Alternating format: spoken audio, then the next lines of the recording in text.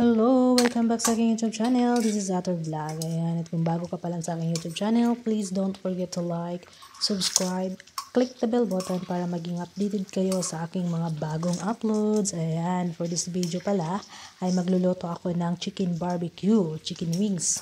Dahil gusto kong kumain at namiss ko na. So, dahil walang malutuan dito sa Saudi na sa loob or sa labas, dito natin lulutuin sa kalan.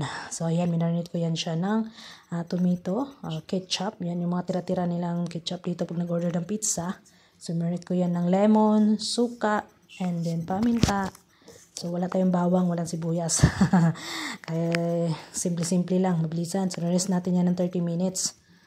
So, dahil ready na siya, pwede na natin yan siyang, painit na ako ng mantika. So, ayan. Iluto lang natin yan siya ng baliktara, no? Parang paanuhin lang natin yung kabilaan natin pag golden brown ng konti. Isa-isa natin i-fry. Ayan, sakit pala ng mantika pag pumisik sa ating kamay. Kaya napitik-pitik bay. Ang sakit. Ayun. So, ganyan lang siya. Iluto lang natin siya ng baliktaran.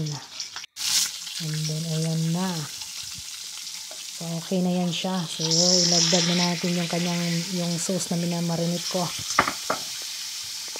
And then, takpan lang natin konti. So, ayan. Okay. Baliktarin lang natin yan siya. Baliktarin. Ayan, para maging pantay yung kanyang kulay. Diba? Simple-simple lang. Gawa tayo ng paraan pag gusto natin kumain ng barbecue. Dahil, wala dito talagang malutuan. Hirap dito magluto ng barbecue. Tapos napatanong pa nila ako dyan, anong matapang na amoy daw.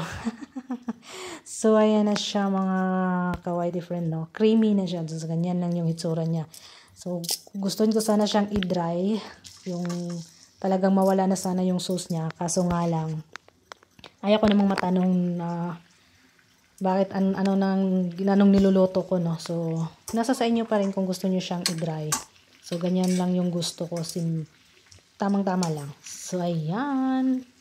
Pwede na yung ating pang lunch. Pwede na tayong kumain at mapa-underrest na naman tayo nito. So, ayan na. Hirap pala mag-voice over. Thank you. Salamat sa inyong panonood at sana nagustuhan niyo ang video na ito. Bye-bye.